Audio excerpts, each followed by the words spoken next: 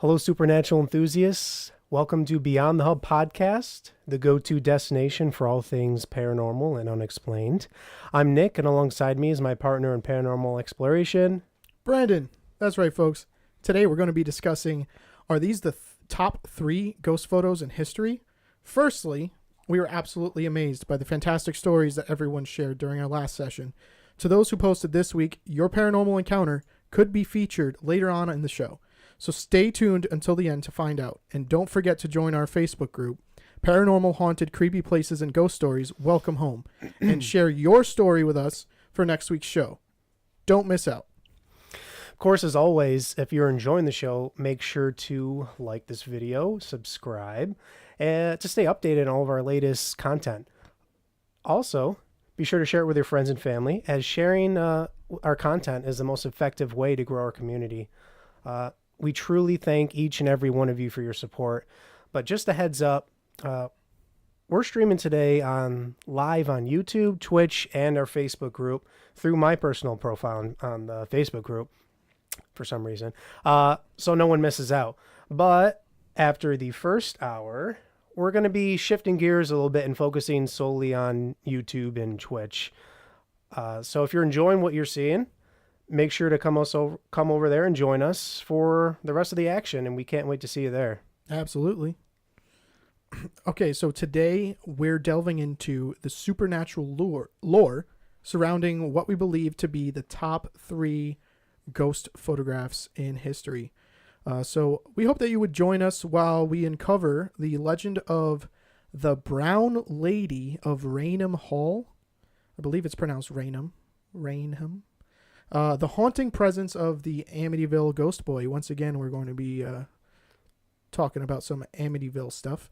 And finally, the Bachelor's Grove Cemetery Ghost. And as a special bonus, we invite all skeptical minds to watch a very compelling video that we've came across that might just challenge your beliefs about the paranormal as a whole. So make sure you stay tuned until the end. Marbles, so excited for the topic this week. Thank you. Can't wait to show you what we have in store for you. All right, so let's jump right into it then with the legend of the Brown Lady of Raynham Hall, which we found to be one of the most famous ghost stories in England. So the legend of the Brown Lady goes as Raynham... Whoa, where'd you go? I'm right here. Hey, how you doing? Raynham Hall, nestled in the countryside of Norfolk, England, has a rich history dating back centuries. However, it is the legend of the Brown Lady that has become synonymous with the estate. The Brown Lady is said to be the ghost of Lady Dorothy Walpole. Walpole? I'm butchering names, and I've been Walpole. So Lady Dorothy Walpole, sister of Robert Walpole, the first Prime Minister of Great Britain. Cool. I'm not too familiar with Great Britain's, history, but congratulations. I mean, the first Prime Minister, Robert Walpole. Lady Dorothy's tragic story, though. She was married to Charles Townshend, and unfortunately, she was confined within the halls of Raynham. This story has captivated generations, and it is said that her spirit is forever bound to the estate even after her death. So there are some paranormal encounters that have been shared with the world from Raynham Hall. Over the years, Raynham Hall has been a hotbed of these reported paranormal encounters, with numerous witnesses recounting eerie encounters with the Brown Lady.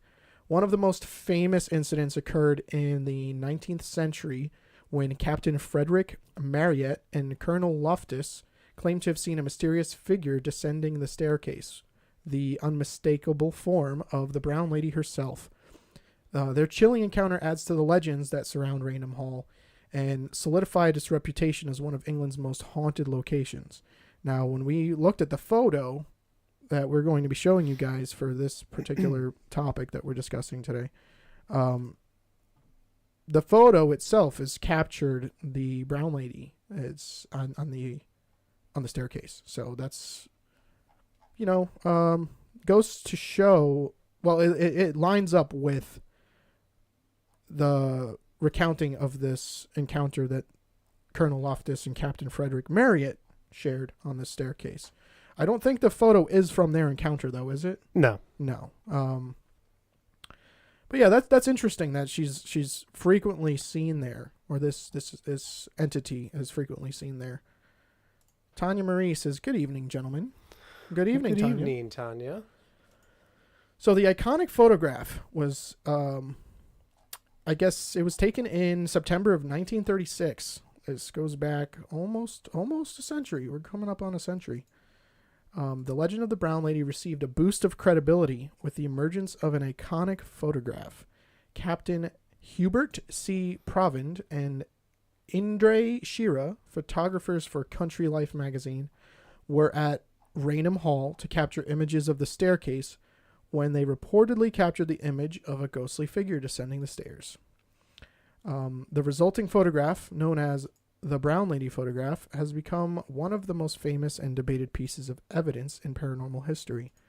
Despite numerous attempts to debunk it, the photograph remains a haunting reminder Like what you did there. of the mystery surrounding Raynham Hall. Thank you.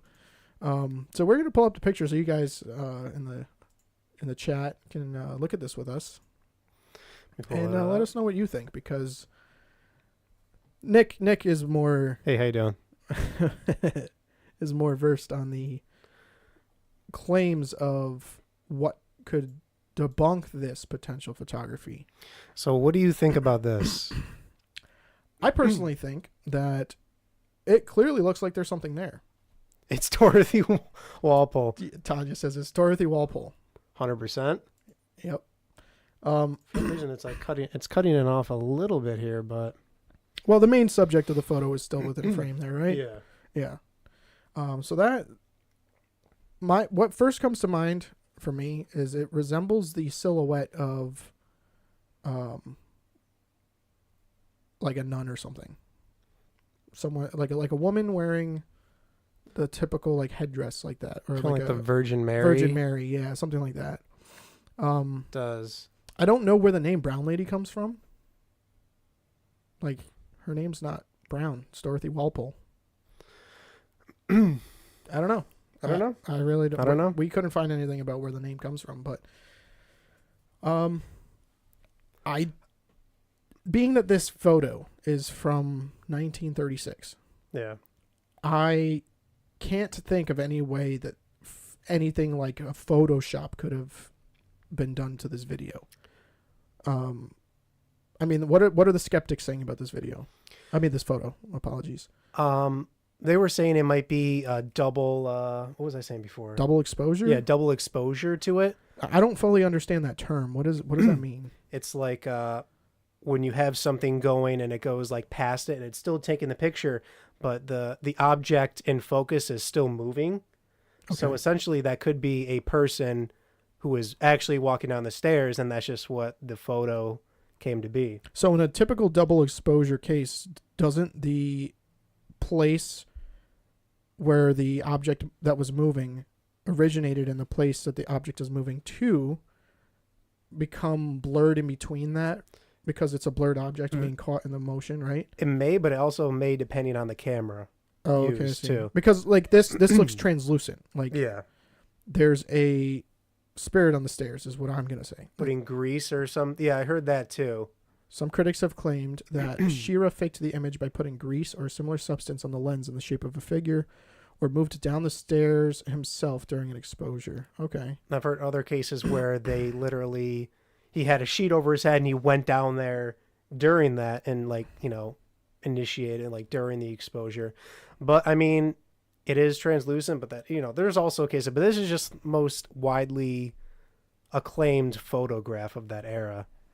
Right. That's come to light over this. So it's definitely interesting. And when you look at you can look at the quality of the photo and you see other areas. I mean, if this is a picture of a picture, like if you print out an old Polaroid and take a picture of it. Yeah. Right. If this is one of those where we're seeing this picture online as it was a picture taken of the original photo, maybe that can explain why some areas look faded and white, like towards the top. True. If not, if that's not the case, and the original photo captured this eerie cloudiness to it, I mean, that can lend itself towards more of the debunking aspect. But I mean, for me personally, I think that's an entity of some kind. That's a spirit of some kind. Now, is it the spirit of Dorothy Walpole? I don't know. I just think that is pretty spot on, and it varies. I mean, when I'm looking at it from a couple different angles, it varies on the translucency of different areas of that figure. Definitely. Like some areas look like there's some clothing that could be there. Other areas look like it's... Oh, what do we got here? Someone's followed us on Twitch. Awesome. Can you read the name? Blueful. Pluful. Pluful followed us on Twitch. Thank you for the follow. Thank you. Let's see. That name sounds familiar. It is. I think it's Josh's brother. Oh, that's dope. Awesome. Yes, sir. I'm just tagging everyone here, trying to get some more. Yeah, that's me. Yep, that's him.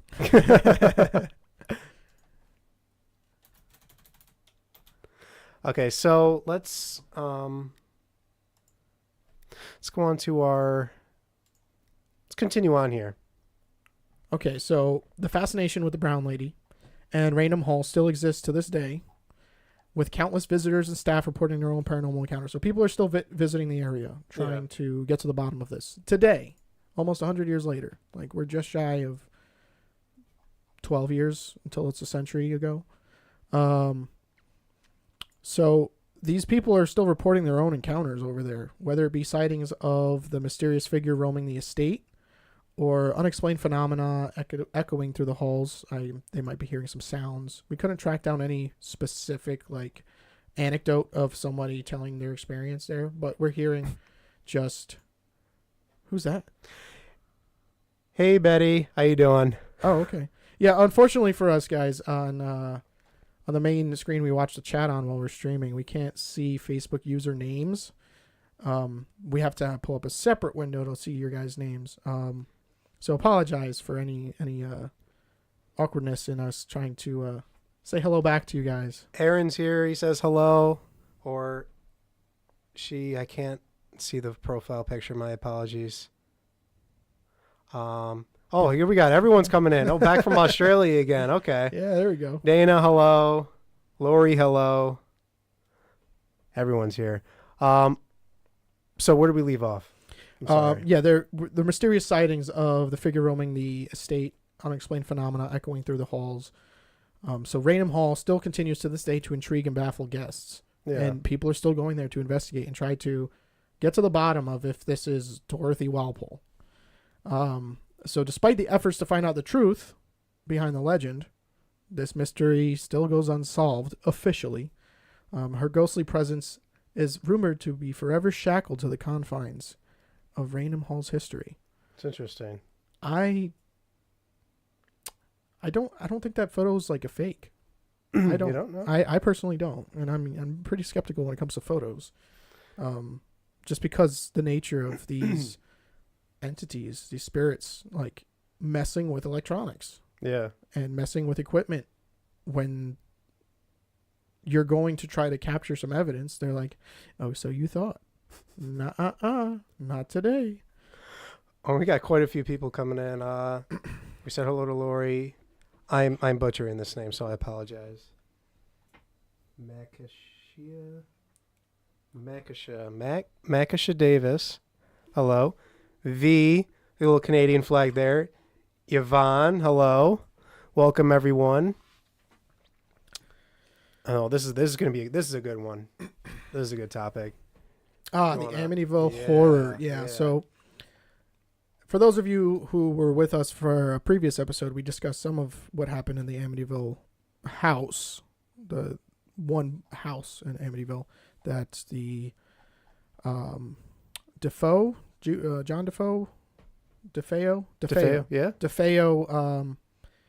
tragically murdered his family in. But for those of you who aren't familiar, the Amityville Horror is a notorious haunted house in Amityville, New York. It is one of the most famous paranormal cases ever. Thanks to maybe, Ed and Lorraine Warren also. Their influence definitely draws a lot of eyes. Oh, for sure. But among the chilling phenomenon reported at the house is the presence of the Amityville Ghost Boy. I couldn't help it, man. So the history of the Amityville Ghost Boy is a story that revolves around the Lutz family. McLovin, thank you for the follow on Twitch. Hey, we got a McLovin in here. Wonder if he got his ID updated. All right, go on before you unsubscribe. Thanks for the follow, McLovin. So the Amityville horror story revolves around the Lutz family, who moved into a large Dutch colonial house in Amityville, New York, in December 1975. Hold on. We got a Facebook user here that commented. They said, Aaron says, I've seen a ghost and demons. I'd love to hear more about that. Absolutely. Look at all these people here viewing. Aussie here viewing from Bali. They're on vacation. There you go. Another Aussie. Good day. Seen a ghost. If you think you're sensitive to the spirits, you should visit the USS Arizona Memorial in Pearl Harbor. I've been there. What experience? Yeah, wow, that would be a very powerful experience. I would go there just for the historical. Oh, definitely. Significance. And I'm not one to particularly enjoy going to ghosty places. I like hearing about them. I don't like going myself. Yeah. But as a reply to Aaron, I too have seen demons. So, and this isn't a metaphorical statement. This is a literal statement. I literally mean I've seen demons. So, I'm with you on that one. So back to the Amityville horror story. This house in Amityville, New York, had been the site of a gruesome mass murder the year before the Lutzes moved in, where Ronald DeFeo Jr., that was his name, Ronald. Yeah. For some reason, I was thinking John. Ronald DeFeo Jr. murdered 6 members of his family. We discussed this in a previous episode. If you guys are interested to learn more about this history, you can go check it out. I believe it was episode 2. Was it episode 2 or episode 1? I think so. It was one of our episode one or first. 2. We went into detail about this.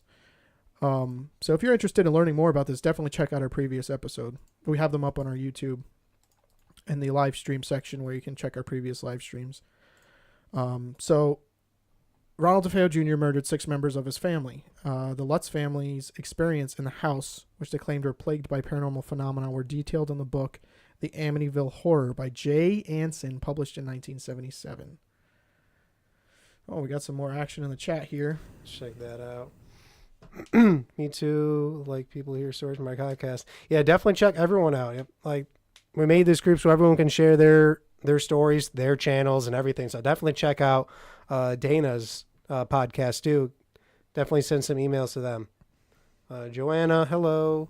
Hi from Australia. It's Leanne. I love your show. Thank you, Leanne. I'm pretty sure I remember you from last week. Yeah. And we were talking about how to pronounce her name, I believe. Last week too. We'll if you come back next week, I promise we'll get it. It's awesome that we have people from Australia watching us. Oh, what time is it over in Australia right now? What is it? They're ahead of us, right? Oh yeah. So what is it, like 6 a.m. or something? No, I think it's like 11. No. 7 or 8, 9 a.m., 9 a.m. Something. Oh, well, we hope if you are starting your day with our show, we hope you're having a good time starting our day with your show. Starting your day with our show. We got a reply that I believe that might be 10:20 a.m. Yeah, that was close. Share experiences with you. It's 10:20 a.m. Yeah, Aaron, I have actually seen them in my home, and I have seen ghosts and demons since I was 2 years old. Wow. And you remember from back when you were 2? That's insane. That's something you would never. You would think, but some people might repress that. They might. That's true. They might, like, everybody's trauma response is different, and for some people, maybe that's not even traumatic to them. Maybe they're seeing a demon and maybe they're welcoming to it because they don't feel the dark energy. Or maybe the demon is disguising itself to, let your guard down, especially when you're a child and you're naive and you don't know much. You don't have a lot of world experience. So some people might bury that if it's not significant to them, or if it's so terrifying that they just forget about it. Like, you never know. Because like I said last episode, like I might have experiences buried somewhere deep in there when we were talking about the Fourth Kind movie. Yeah. Yeah. Like how you can do like hypnotherapy to try to remember stuff. And I'm like, I don't really know if I want to do that, because what if these things that I've buried so far, I'm living my life happily without knowing them, and now I know them, and would you want to know? Maybe they mess me up. I would want to know if it bothered me to the point where I'm definitely feeling like there's something buried. But I just have a suspicion right now. You know, I have a suspicion. Yeah, absolutely though, Aaron. Share all of your experiences that you're comfortable with sharing with us. You could share them with us on our show. You can also, we recommend that you post your experiences, especially if you have pictures or videos of anything, to our Facebook group, the Paranormal, Haunted, and Creepy Places and Ghost Stories. Welcome home on Facebook. Let's see. What do we got here? The Amityville Horror House. The paranormal investigations conducted at the Amityville Horror House attracted widespread attention, particularly after the publication of Anson's book. One of the most notable investigations was led by paranormal investigators Ed and Lorraine Warren. What? There's no way that their name's coming up again. This is crazy. This is crazy. How could they be involved in this? They're renowned for their work in the field of demonology and hauntings. For sure. The Warrens visited the house and conducted a series of seances and investigations in an attempt to document the paranormal activity reported by the Lutz family. That is good. That is admirable, commendable, unless their intentions and their goals are for, you know, self-promotion or gaining notoriety. In that case, I'm still skeptical about them. You know, I don't really know about them much until we started researching for the show. I haven't really heard of them because my experience in the paranormal and supernatural isn't as much as the ghost stuff, but more into the spiritual, portal, demon, UFO, cryptid stuff. Yeah. That's where I go. That's where I spend a lot of my time researching personally before we started this show. So I really haven't heard of Ed and Lorraine Warren until we researched for the show. And you were like, oh yeah, I'm very familiar with them. They come up in a lot of things. So I'm personally skeptical because when I'm just seeing from the outside, their name popping up in all these different things, like, what are the odds? They just so happen to be involved in this one all the way over here, this one all the way over here, this one all the way over here. But I could be just skeptical for no reason, and they genuinely mean well, and they're trying to get to the bottom of things. We got a bunch of stuff going on there. Let's see. Whoa, the chat's popping off. 2 pictures of did we read that? I have 2 pictures of a hand on my shoulder, and it happens when I'm in a bad place. I have a shadow man that looks after me, and I do not believe he's bad. Interesting. I've never heard any positive emotions or feelings that are associated with shadow people or shadow man sightings. Do you have that picture? If you want to share that, maybe here or in the group. Love to share with you. I'm writing a book on all my hauntings and adventures. Sorry for talking about. Never apologize for talking so much. We love hearing things from everyone. That's how we fuel our discussions here. Yeah, absolutely. We just want you guys to share your thoughts, share your experiences, share everything you can. That's how the conversation grows and keeps going. My great aunt lived in a 100-year-old home that was full of demonic activity. Wow. She had 3 notebooks full of stuff that happened at that home. She ended up getting a demonology book so she could fill up using protective family. She wanted a priest to bless the home, but while she was discussing it with him at the home, the chandelier crashed down on the table, and he couldn't help her. Oh, what kind of priest is that? You're going to ask a priest to come help you bless the home. Chandelier crashes down, which is confirming some sort of paranormal activity, some poltergeist activity at your house, at this house. The home burnt down. And then you said you can't help her. She was planning on selling the home, moving, but right before she was going to close on the home, the new home burnt to the ground. No, wait. She was planning on selling the home and moving to a new home. And right before she was going to close on the home, the new home burnt to the ground. This was in Oil City, Pennsylvania. So not even the house that was experiencing that paranormal activity was the one that burned. But I think that priest lacked a spine, in my opinion. Just kind of topic. How do I share it? You should be able to just, because we are a public group, you should be able to just share this directly on. If you're on the video, should be a little button there to share it on the bottom. What did McLovin say? The haunted house I lived at is for sale. Maybe we could check it out next time you're in town. Definitely. Definitely want to go to some more haunted locations, McLovin. Just got on top of my head. 6 ETs in my room one time. They followed me to my current home and disappeared after I saged. What the heck? Who is this? This is Dana. Is 6 ETs in my room one time. So Dana, you're saying you've seen 6 ETs, meaning extraterrestrial, if I'm understanding that correctly? Yeah. In your room at once? What?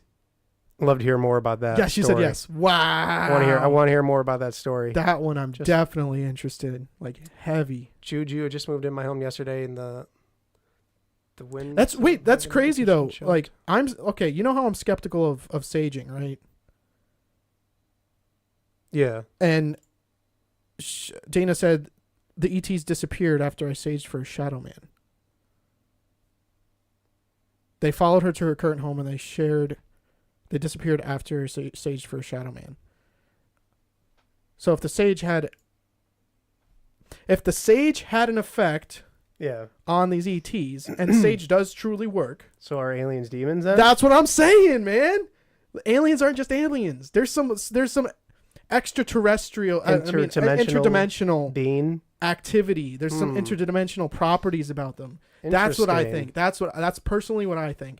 And if sage worked on an alien, on some ETs, that's crazy. I mean, that makes me a little bit more open to the sage idea. I'm just skeptical about sage personally because, like, if it cleanses of all spirits, is what it's reportedly doing, it's cleansing of all good and bad spirits, then they can come back. Yeah. Then it's not really doing much, in my opinion. But the verdict's out on this for me personally. Like, I got to do a lot more research on it. Okay, well, hold on. Let's get back to the Amityville Horror, and then we'll come back to the chat. Come back to the chat. So the paranormal investigations conducted at the Amityville Horror House attracted widespread attention. Like we said, Ed and Lorraine Warren, renowned for their work in the field of demonology and hauntings, visited the house and conducted investigations there. So another key figure in the investigation was Hans Holzer, a renowned paranormal researcher and author. Holzer conducted extensive research into the history of the house and its previous occupants, as well as interviews with the Lutz family and other witnesses. He published his findings in the book Murder in Amityville in 1979, which we encourage you guys to go read if you're more interested on this particular Amityville case. Yeah. Providing additional insights into the haunting. And of course, that's just one man's recounting of. He's basically doing what we did, but more detailed about this. Like and actually to another level, because he's interviewing witnesses and stuff. Yeah. And including that information. But he's gathering all this information and putting it in a book for everybody to come find, which awesome. We have a comment, Straight Explorer. Hey, how's it going? We're doing pretty well. We got some good topics today. We're having a lot of engagement in the chat, sharing some mind-blowing stories. Yeah. Absolutely. So, yeah, hope you're doing well. Among the eerie occurrences reported by the Lutz family was the presence of a ghostly boy. Ooh. According to their accounts, the apparition of a young boy was seen wandering the house, often accompanied by cold spots and feelings of unease. Mm-hmm. Which we've also gone through many, many times talking about these cold spots. The Lutz family believed this spirit to be one of the victims of the DeFeo murders, although they were unable to provide specific details about the boy's identity. Facebook users, Eli Neth. Brandon, have you ever had a demonic encounter? Eli, yes, I have. Multiple times. Same demon followed me around. There's a future episode I'm going to be going into very deep story time with this one about all my experiences and how it ultimately led to me becoming a Christian. So that's the only thing that worked for me to get rid of this demon permanently. I have not seen it in 10 years. And there's some mind-blowing things that led to inviting this demon into my life. So yeah, absolutely have seen one. It's not fun. It's the most, in my experience, the most terrifying experience I've ever had in my life, where I didn't know I was capable of feeling fear that intense. It was impending doom and pure evil. It was crazy. That's gonna be an interesting episode. Anyone have an experience with succubus? I haven't, but I've heard some stories of succubus encounters, even incubus encounters. Yeah, I have heard very detailed stories of these. this photograph, if you have not seen this photograph yet, it's pretty cool. It's pretty interesting. That the legend of the Amityville Ghost Boy gained further notoriety with the emergence of a famous photograph supposedly capturing the entity. Taken during an investigation of the house, the photograph depicts a shadowy figure resembling a young boy peering out behind a doorway. Now, when I wrote shadowy figure, it doesn't even compare to that. This looks like a little boy, and that's what's a little, iffy about this. The image has definitely been scrutinized by skeptics and believers alike. The debates rage on over its authenticity. The image was supposedly captured by Gene Campbell, a professional photographer who was part of the team who worked with Ed and Lorraine Warren during this investigation. Gene had set up an automatic camera that took infrared pictures to capture the second floor landing during the night. Equipped with black and white film, his camera captured this Amityville Ghost Boy that some people have speculated could be the ghost of the murdered child, John DeFeo, who lived in the house with his family prior to the Lutzes. The photo taken with time-lapse infrared camera on a tripod. According to reports, Campbell and his team were unaware of any specific paranormal phenomena occurring at the time the photograph was taken.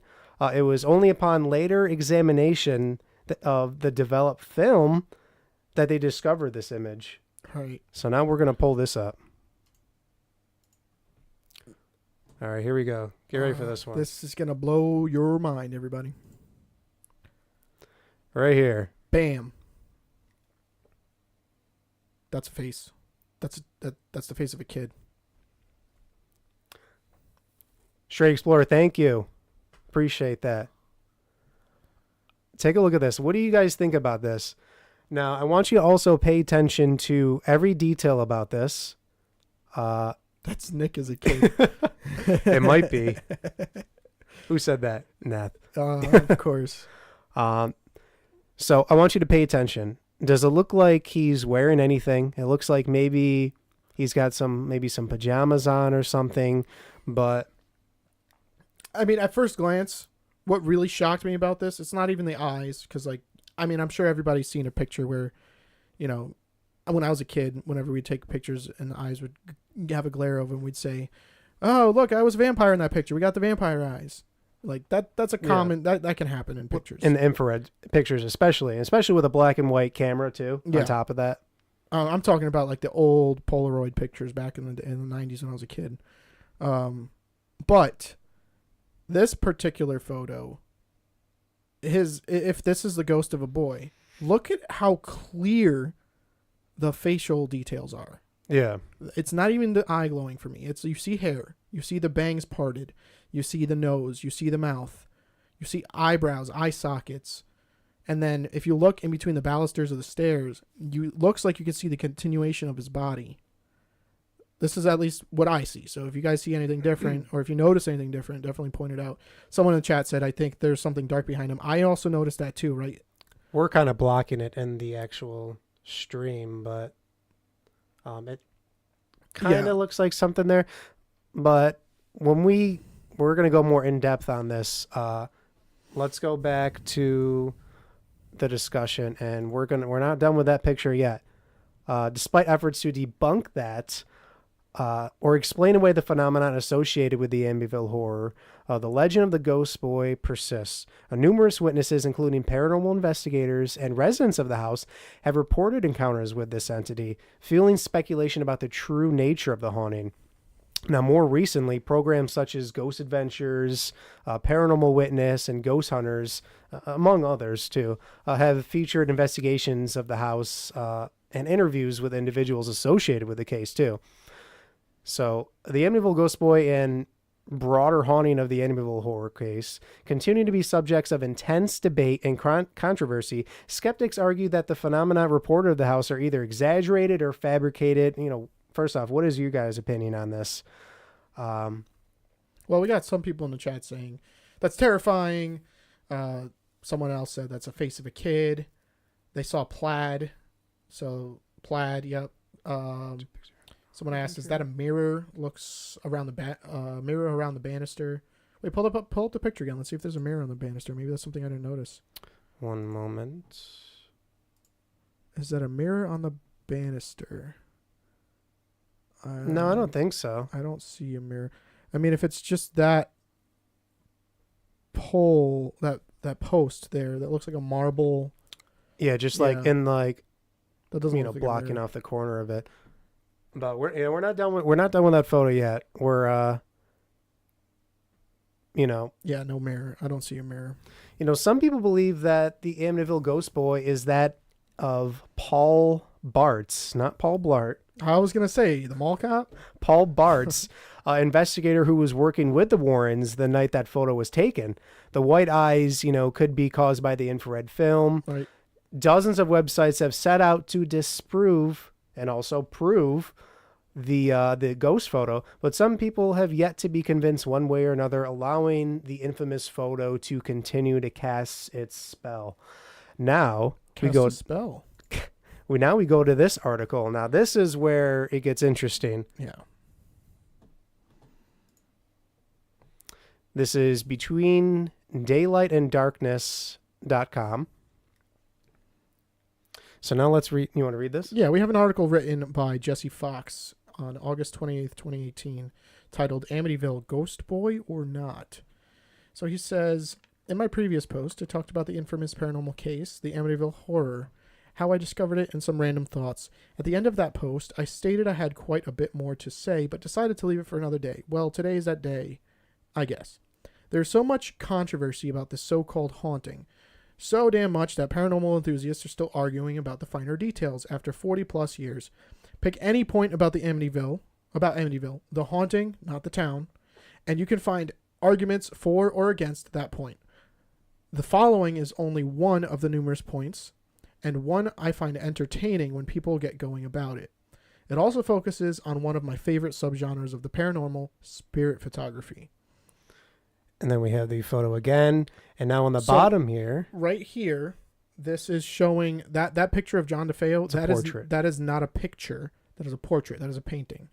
So that is not an accurate capture of him really there. I mean, it could be accurate. Maybe the artist was really good. Not trying to say he didn't do a good job. Just saying that is what we have as what he looks like as a child. Now, compared to the face of the Ghost Boy, you can see the hair parts in the same direction. The bangs, I should say. The bangs are parted in the same direction. The nose looks a little different because you can kind of make out the nose structure of the Ghost Boy. Mouth looks a little bit smaller, but the Ghost Boy does look like a young boy. It looks like maybe 8 to 10-year-old boy, I'd say, the ghost. And John DeFeo was, I think he was 6 to 8 or something like that when he was tragically murdered. I mean, he was definitely young. He was young. I think he was the youngest. Everyone's saying, sorry, missed. Took a shot to zoom in. It's kind of weird looking at the camera too. Hair looks slightly translucent to the side of the door, at least in my opinion. Could be side of the door. I mean, look at the zoomed in picture. I see what you're saying right there. Yeah. Yeah. It does a little bit, yeah. All right, so Straight Explorer pointed out a good point. The Ghost Boy is looking up a little and to the side, so the nose will look different. That's a good point. Yeah. Different facial profile. So let's continue the article. Shortly after George and Kathy Lutz took their family and fled into the cold Long Island night in supposed fear, a group gathered at 112 Ocean Avenue to look at their claims of paranormal activity. Contacted by Mark Scott, a reporter for WNYW-TV5, Ed and Lorraine Warren, don't get me started on those two, see, lots of controversy about them, gathered a group of reporters, parapsychologists, and investigators to spearhead an investigation. Although the Warrens, self-proclaimed demonologists, claimed a number of things occurred that night, there is no physical evidence of their claims with the exception of the photograph above. Now, I will not deny that at first glance one would assume the figure captured on this film is that of a young boy. But to assume things, as my mom used to say, makes an ass out of you and me.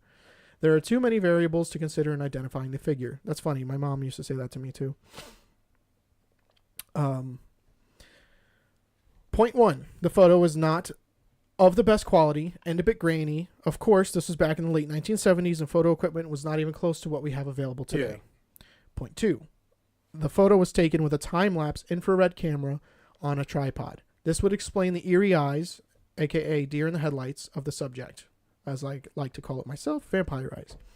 I have a picture of my cat rolling on the carpet that makes her look like she has glowing gold eyes. That in no way means she was possessed or a ghost. And that photo was not taken at night or with a night vision camera in the dark. So that is a common phenomenon that can happen with cameras. That's what the author of the article is trying to say. Point three, John DeFeo was 9 years old when his brother murdered him. So 9. He was 9. The comparison shot in the corner is a comparison with a family portrait that was painted, not a photograph of John prior to his death. See, that's what we told you guys when we were showing you the picture. We do not have details of the setup. Where was the camera located? Where was it on a lower or higher angle to the doorway where the figure appears? I mean, we could probably recreate that based on where the photo is taken, and like you can figure that out, but it would. Sure, but like, what are the chances you're going to recreate that and then also recreate the Ghost Boy being there? Maybe that'd be a cool thing to do. I mean, like maybe you could go there, recreate the setting, get the angle just right.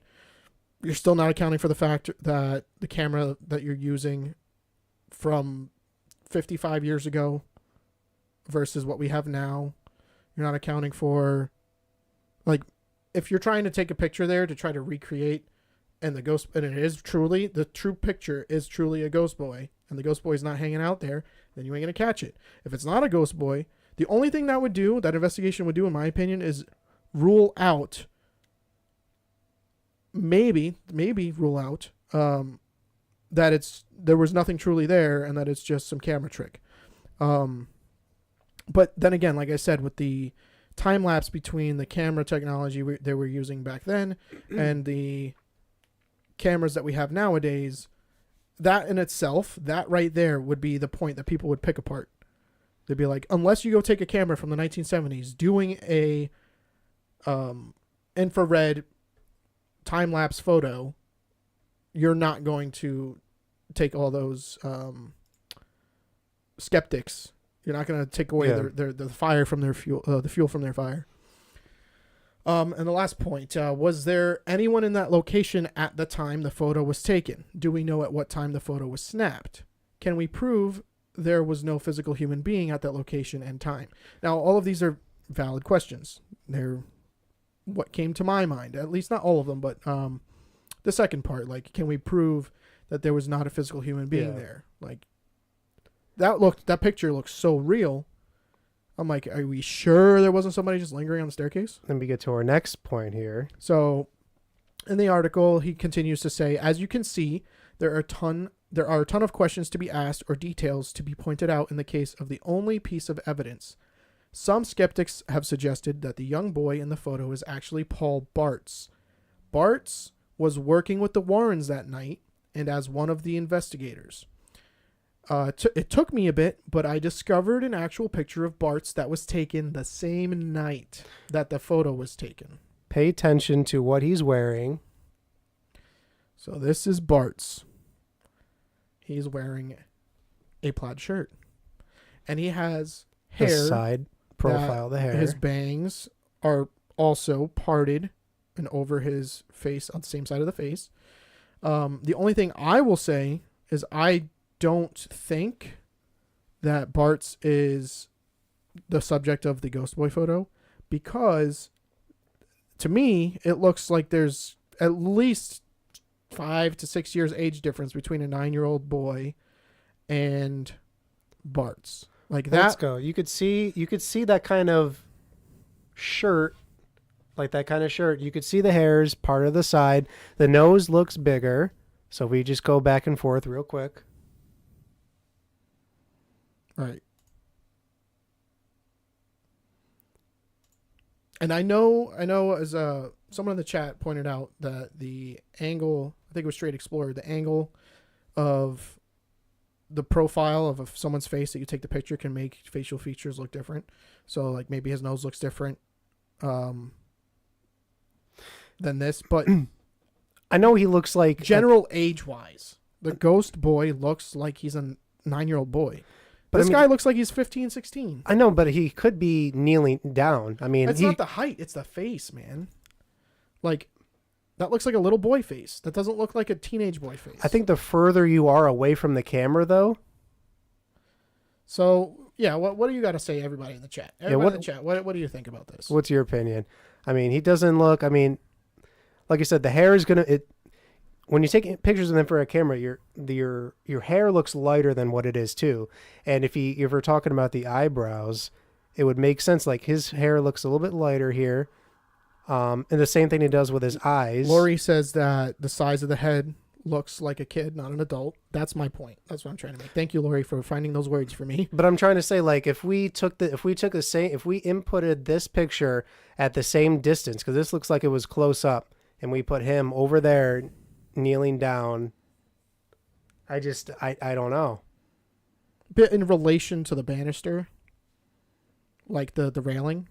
Yeah. Like you can see also in relation to like the general, like you see the pattern on the door where you have like the square cutouts on top, Yeah. and then the longer rectangular ones. That's still pretty typical that you see in houses today. And that door, typical doors aren't like, if that, what is that, a 10-foot door? To me, it's just he looks a little bit bigger here, and it looks like his body is still hiding from this room. A little bit. I don't know. I'm not here trying to. I mean, that's the point. We're discussing. I'm not saying like, oh my god, this is 100% fake. I'm just trying to rule. When I go into anything and I find something, if I capture something, I try to rule out every single thing. Right. Because I need to have, I need to know where everyone is at that time. Because if we're only there for 2 hours, I need to know where everyone is for those 2 hours. Yeah. Eli says he's got thick eyebrows. He ain't the kid. Juju says, I don't think they had zoom, and it was easier to debunk if they messed with the film. Dana says he could be showing his happier years, which is a younger child. Juju says, I don't think that's him. Eli Neth, the kid's hair is too straight too. Lori, too much white on the ghost kid's shirt compared to the adult. Oh, that's a good point. Yeah, but also you got to take in mind that this picture was taken with a normal black and white camera, and this one was taken with infrared. That's a good point too. That's a good point. Most of the people in the chat are saying they don't think this is the guy that was helping the Lorraines out. I'm just trying to prove every. Fact Finder says the two pictures do not look like the same person, but the dude with the sideburns could be Elvis Presley. Oh, he comes in the chat and just makes me crack up every time. Thanks, Dad. Facebook user, we got Great Angela channel, thank Riley. you. Yeah, I think the same. It looks like. Oh no, wait. Yeah, I think the same. It looks like a younger child, but because both pics are different angles and different distances, it's hard to be sure it's not the same guy. Exactly. I'm gonna. You know what? I think I'm gonna side with the fact finder. This is Elvis Presley. That's not even. That's not even Paul Barts. Okay, that's Elvis Presley. It's Elvis Presley.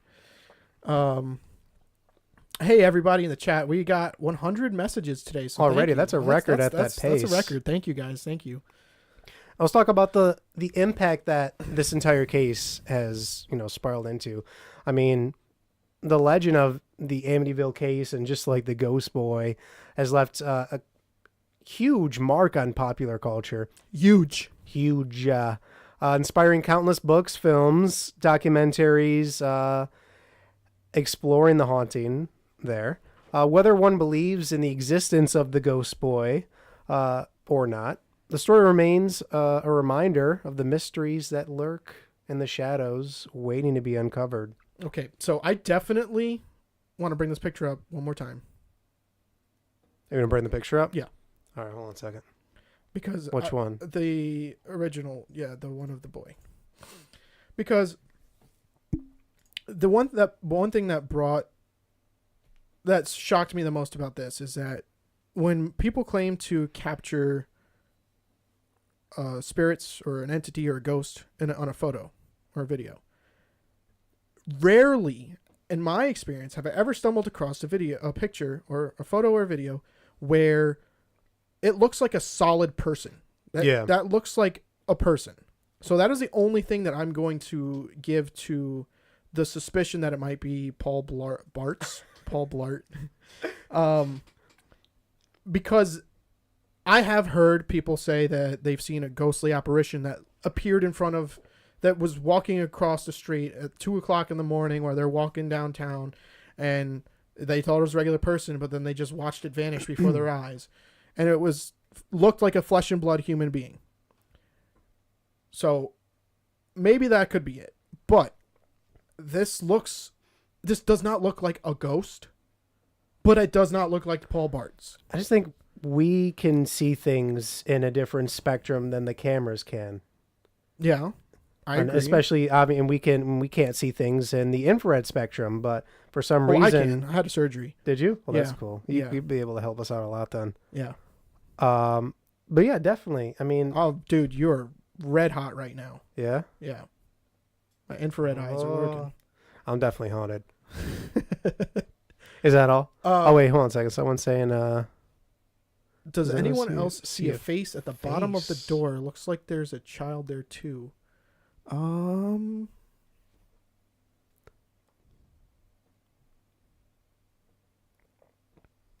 know. I personally don't. I mean, it looks like there might be a lamp or something in there. I see a lion. Where's on the wall? I'm like, in the door you see a lion? Whoa. But I did remember in the chat earlier above, somebody said it's weird that the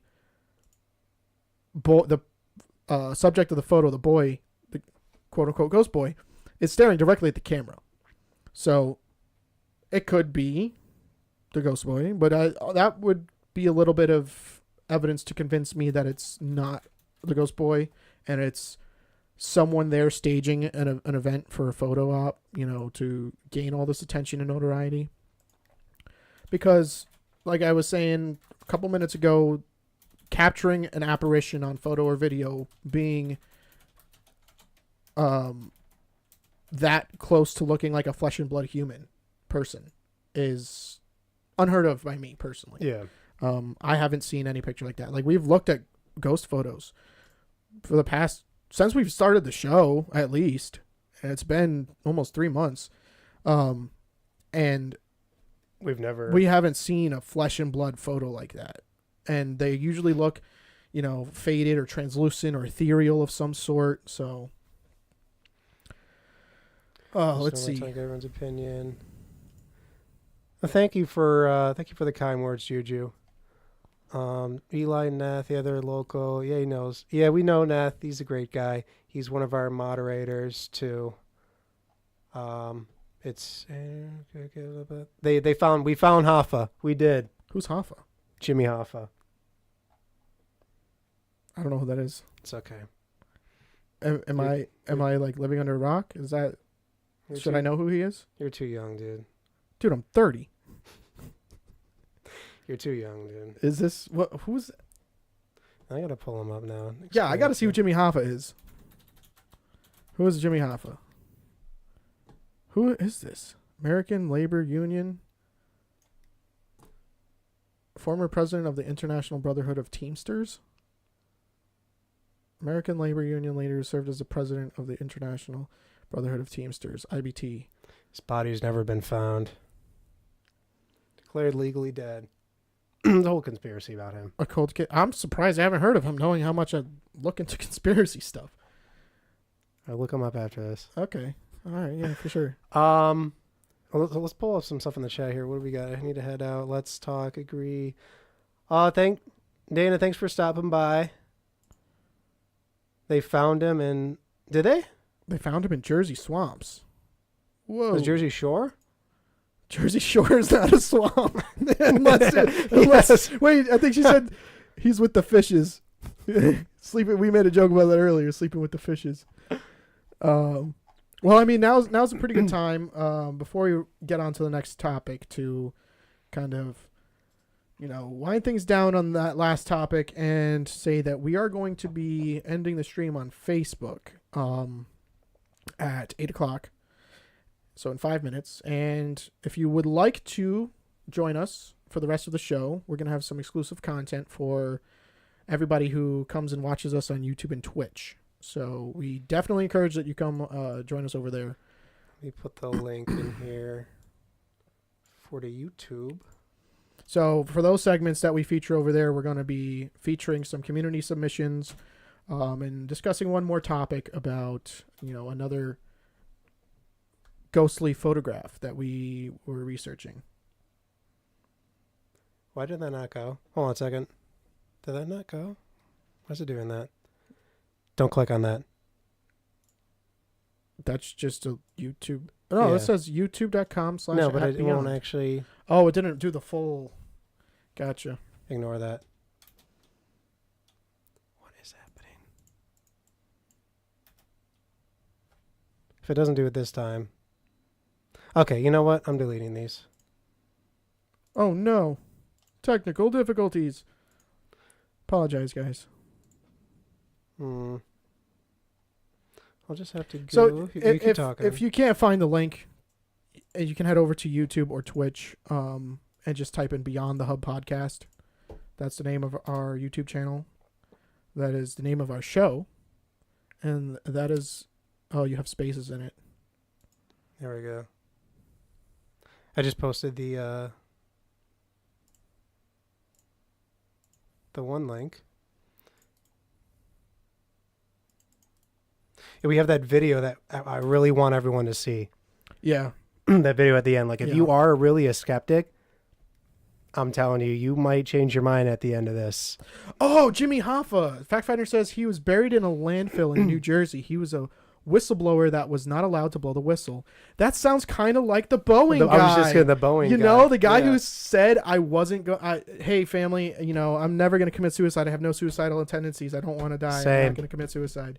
Yeah, absolutely. Same goes for me here. And Nick, we also say the same thing. And then he was found dead the day before his deposition in court, where he was going to say some incriminating evidence about Boeing. That is interesting and fascinating. I'm not saying what absolutely happened there, but it's just strange coincidence that he decided, you know what? I didn't want to kill myself yesterday, but now I do. You can't say that on Alive yourself. You're right. Or it'll get canceled. Man, we're going to get our episode taken down because I said the K word. Apologize. I apologize. See, Corruption. Okay, I'm not going to go. Can you tell where I'm from? Juju, where are you from? Are you in topic? I'm not going to cheat. I'm not going to cheat. I'm not going to click. Where do you think Juju's from? Well, here it just says Facebook user? it says Facebook user, so I can't. Jersey. Really... From Jersey. I used to live in the tri-states, right down New Jersey, New York, Pennsylvania, but in New York and the New York part of it. So I've explored some of New Jersey. Yeah, we discussed in a previous episode the Clinton Road in New Jersey. So if you've been to Juju, if you've been to Clinton Road, I want to hear about any of your experiences over there. I've had some crazy ones. Fact Finder says just a coincidence, nothing to see here, folks. Move along. Absolutely, we got Men in Black. Well, the next topic that we are discussing though is the. Do we even tell them? Yeah, if you're interested, we got the. We encourage you to come follow us. Come finish the show with us on YouTube or Twitch. We got the famous Bachelor's Grove Cemetery ghost photo coming up. We're gonna go over some of the history over there and show you guys a photo. And then we got that crazy video. Then we're going to be going over some community discussion. So if you guys posted anything throughout the week or responding to my post, we might be talking about your picture. We are featuring 3 selections every week at the end of our show to close out our show, so you guys can get a wider audience viewing your stuff too. Let's see. Juju says I never made it there, but Lehman's Mill was terrifying. North Hancock House will really scare you. Yeah. If you're interested, you could check out on our YouTube an episode 2 or 3 weeks ago we did where we featured haunted roads. Yeah. Definitely go watch that episode if you're interested in hearing more about Clinton Road over there. Like we go into detail about a lot of the stuff that's reported there, and I tell some of the times I went there and seen the things that I've seen. Well, unfortunately, it's 8 o'clock, so if you guys do like what you're hearing, please come over to YouTube or Twitch.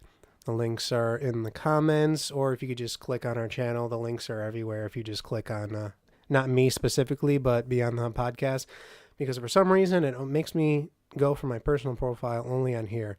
So, and most of all, definitely wanted to thank all of you who came to join us today for our show. We hope you join us next week if you can't finish out, if you got other things to do. But everybody that can, please come join us on YouTube and Twitch. We're very excited to show you the rest of the stuff we got lined up tonight. All right, thank you. We'll see you next week. Take care. All right, can we get some rest in peace, RIPs for the RIPs for the Facebook group? I really like that we can stream in Facebook, and I really like that we get a lot of engagement there. I don't like how our setup doesn't allow us to engage with people by their names. Yeah. I'm not a fan of that. Bye. Rip. F's in the chat, boys. All right. So let's carry on. We got the history of Bachelor's Grove Cemetery. It is nestled within the dense forest of Bremen Township, Cook County, Illinois. Dates back to the mid-19th century.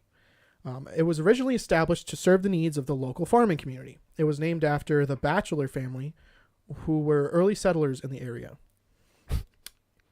That's a good one. Tombstone. I like it. Over time, the cemetery fell into disrepair due to neglect and vandalism, contributing to its eerie atmosphere. That reminds me of the Cook Castle from Clinton Road a little bit. You know, there was some incidents that happened there that led to what was it? It was a fire. It was a fire. That's what it was. Yeah. The building burned down, and all that was left was the stone parts of the building, and that's where they did all those satanic rituals and stuff. Those evil bastards. So there are some paranormal accounts over in the Bachelor's Grove Cemetery. It's gained notoriety for excuse me. You're good. Its purported paranormal activity, attracting visitors intrigued by its haunted reputation. Witnesses have reported a variety of phenomena, including apparitions, unexplained lights, and eerie sounds echoing through the forested landscape. Among the most famous sightings is the Madonna of Bachelor's Grove, a ghostly figure often seen cradling a baby, believed by some to be the spirit of a woman who died during childbirth. Not to be confused with the actual photograph that we have. That's a good point. I was just going to make that. Thank you. Yeah. In the 1990s, the Ghost Research Society conducted an investigation at Bachelor's Grove Cemetery, resulting in the capture of the famous Bachelor's Grove Cemetery ghost photo. The photograph, taken with a standard 35mm camera, depicts a ghostly figure seated on a tombstone, surrounded by mist or fog. The figure appears to be wearing outdated clothing, adding to the mystery of its identity. So we're going to pull the picture up for you so you can all see what we're looking at. Now, at first glance, my opinion of this photo is that it looks more like a painting. I'm not too knowledgeable on... Actually, I'm not knowledgeable at all on what lenses do what when it comes to photography. Nick would be the guy for that. He's way more experienced when it comes to film and cameras and photos and all of that. I have no idea if this is looking like a painting, in my opinion, due to what camera was used, the lens, but this looks like a painting to me. You're taking a picture in the daylight, especially. It looks like it was almost taken with like infrared. Like someone took it with infrared. That's kind of like the filter. It seems like that could be why it has that weird painting feel. Which I mean, I do the same thing. But this is the picture that is gaining all the attention and notoriety for this cemetery, right? This is the picture. Yeah. So at first glance, that's what I think. I think this is a painting. Now, what do you think about that, guys? But if you guys, I mean, if this isn't a painting and this is a picture, I think that's really strange. Literally, that's a person. That's another one of those. That's another one of those. Yeah, full body apparition. That doesn't look ghostly. And over time, I mean, this is the best photograph that I can find. I'm sure there's better ones out there, so that might, contribute to the, how it looks too. This is the best looking photo I found of this. Right. So, I don't know. What else have we got here? I mean, it does look like it had outdated clothing. but more like just a cloak or a gown. Yeah. And it's not what throws me off is what's commonly seen there is the Madonna ghost lady Holding the baby, died in childbirth. But then that picture is taken of that other photo. Of that other ghost, of a different ghost. Well, it's a cemetery. There's probably a lot of ghosts there too. Could be. But I think that just looks like a painting to me, man.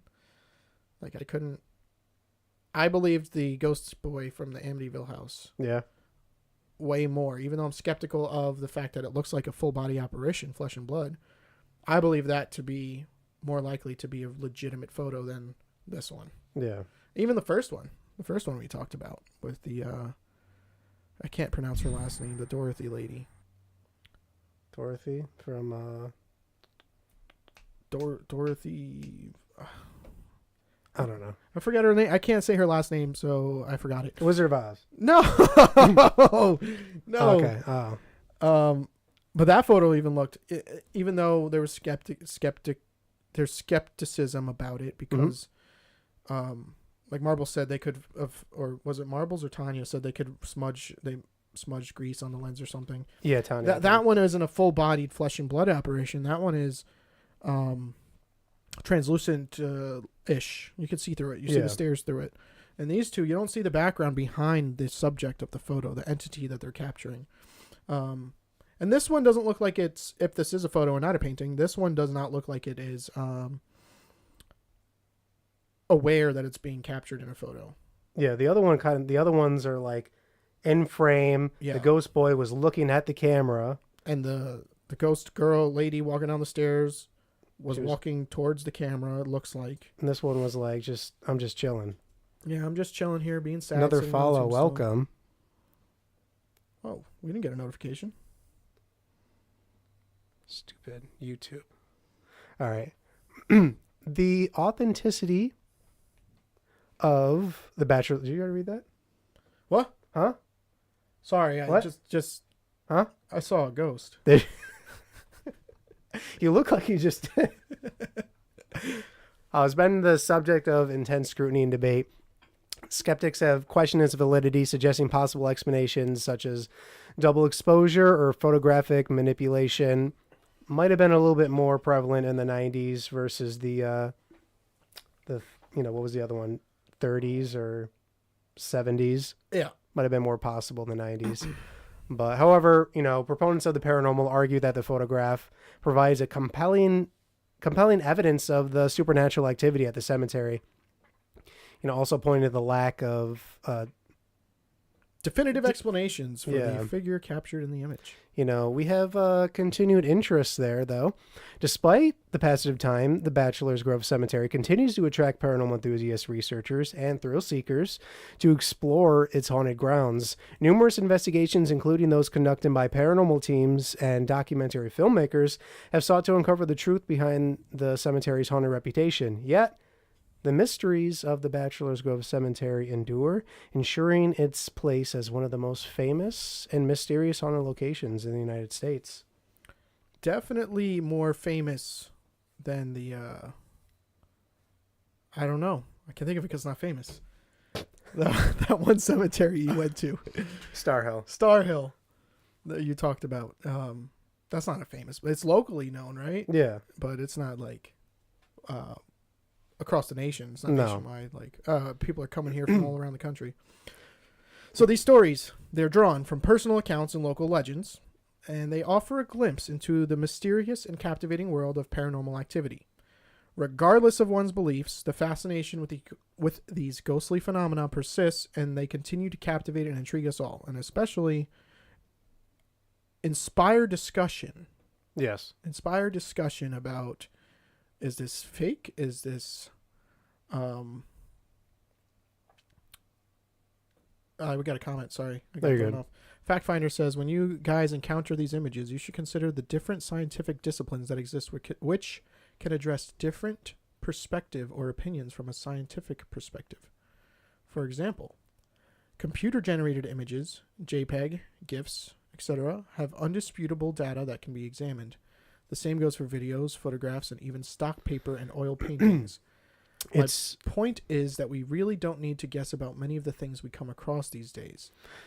I agree with that, other than the fact that these pictures originate from before those times. So you can upload. We can't really find out data, at least as far as I'm aware, when it comes to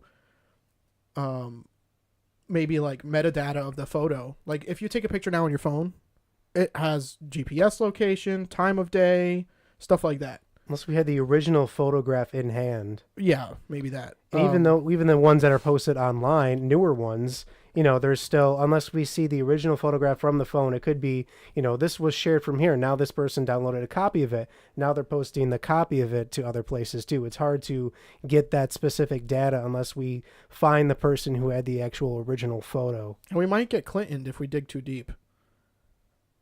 These are ones, So I wouldn't say authenticated. I would say these are the most widely talked about ones, widely maybe respected in a sense. Like, I think they have the most controversy around it because they have the largest following of people that view these photos and say this is definitely a ghost or a spirit or something like that, versus an equal amount of skeptics arguing that they're fake or they're staged.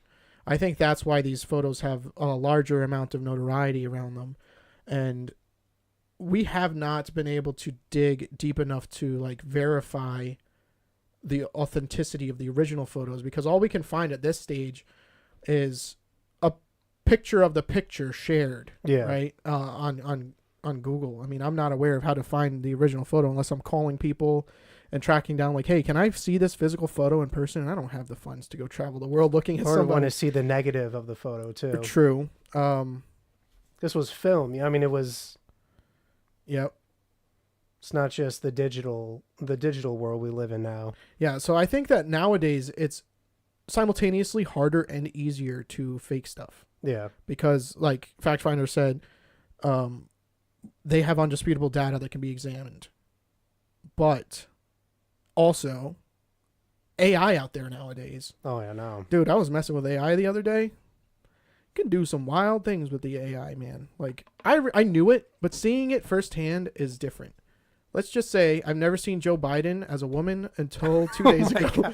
I just get a picture at 2 a.m. and it's just this. Yeah, and I did not expect it to do that, and it wasn't like believable, but the fact that it could do that now was insane. In the coming years, what is it going to be capable of? And what are we going to be able, how are we going to debunk the AI? Maybe is what he's saying, from the original photo, you can get the data from it. Of the original photo, that AI? Yes. Yeah, so like if that AI produced that photo, then, we would be able to see that. I think we need to mess around with AI a little bit more. I don't encourage AI really. Like, I don't like, it's scary. I think AI is going to be play a major role in our downfall. I have a conspiracy theory that, and this is completely unrelated to ghost photos, but this, I need to say it. I have a conspiracy theory that AI is being developed to host robot bodies for our robot overlords that are going to help with the depopulation of the planet for those who are in control of everything. I don't think that, and this is just wild. I'm just seeing this going terribly wrong. And it also is borrowing from, the plot of the Matrix / Terminator kind of a little bit. Yeah. But I don't think AI is going to help us more than it's going to hurt us. I mean, look at the internet, right? The internet was made, and there's theories behind what the internet, what the internet's purpose was up front. Like, it's FBI, CIA related. Like, they're putting this out there to have a greater capability of mass surveillance on all the nation, all the world, and maybe backfired. The same thing with CIA, Facebook. They say that Facebook was, there's a conspiracy theory out there that says Facebook was a CIA project, that they just hired some guy to make this, and then they put it out there, and it's to steer social engineering And I mean, Mark Zuckerberg has openly said stuff along those lines about like, oh, this is social engineering. This is for the betterment of humanity, blah, blah, blah. But I think that AI is not good for us as as humanity, because you see what the internet has grown to from where it came from. And I mean, that's in my lifetime. Yeah. I mean, I'm 30 years old, and internet was in its infancy when I was a very young child. And now we got today where we have AI as a product of the internet because without the internet and access to mass amounts of information, it can't formulate new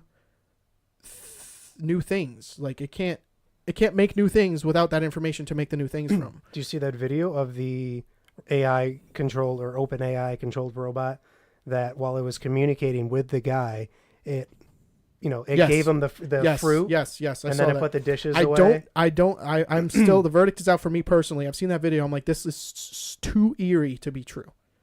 At this level, I don't doubt it. I mean, I also believe there's tons of technology that the general public doesn't have knowledge about that we have. I mean, I believe that there's weaponry out there that is way more devastating to humanity than the nuclear weapons that were used in World War II. I mean, there's sonic weapons, there's like radio wave type weapons. There's a gun. There's literally confirmed a heart attack gun.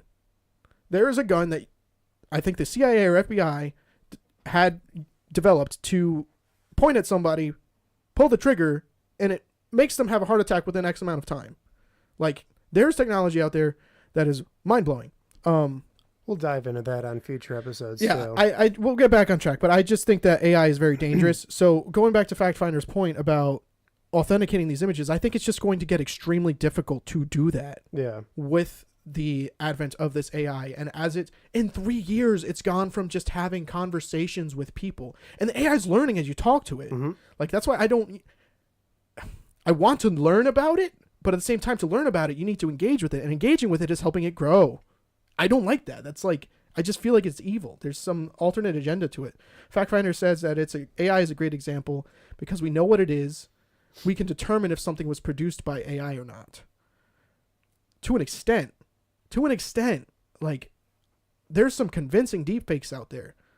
And what if they have another level of AI that general population isn't using? Yeah. What if the powers that be have AI that is 20 years advanced from what we have access to use, like ChatGPT or anything like that, and they're making deepfakes of, let's just say, political figures and leaders around the world doing weird things. And I also think that AI is a scapegoat cover for certain incidents. Like now with the doubt that AI introduces into the conversation, where you can say, well, I don't know, is that real? Is that not? Is that a deepfake? Just because the fact that we can say that now, I think that it is capable, or is the potential of people using that as an scapegoat to say, oh, that video of me doing some heinous things to children that was, maybe commissioned by a certain Epstein, they might be able to say, oh, this isn't real. That's a deepfake because AI exists now. So like it's multifaceted, and why this is more of a detriment to humanity, in my opinion, than a help. Fact Finder says, I agree with you, Brandon. Elon Musk worships a future controlled by AI, transhumanism. I agree. I'm skeptical of Elon Musk. I think he's a Trojan horse of a human. AI is simply a library that is populated by people who give it the definition and rules under which it runs. Agreed. The predictive programming is happening to the real humans in teaching to believe that AI is autonomous from humanity. The predictive programming is happening to the real humans in teaching us to believe that AI is autonomous from humanity. Spectral Paranormal. Hey, gents. Yeah, I just went on a tangent about AI. If anybody wasn't, hey, how you doing? If anybody else in the chat, other than Fact Finder, who's engaging with me on this conversation, isn't interested in that, I apologize. But we're going to go deeper on these topics in future episodes. We're not just going to be talking strictly about ghosts and spirits. We're talking about the broad spectrum of paranormal and supernatural things. So with that being said, we do have a video about some paranormal activity that we are not 100% sure. And then a theory on why we believe it's happening. What this is. Yeah. We got to share this with you guys to see what you guys think about this. In my opinion, this is some of the most authentic paranormal my evidence. All right, hold on a second. We're going to pull it up.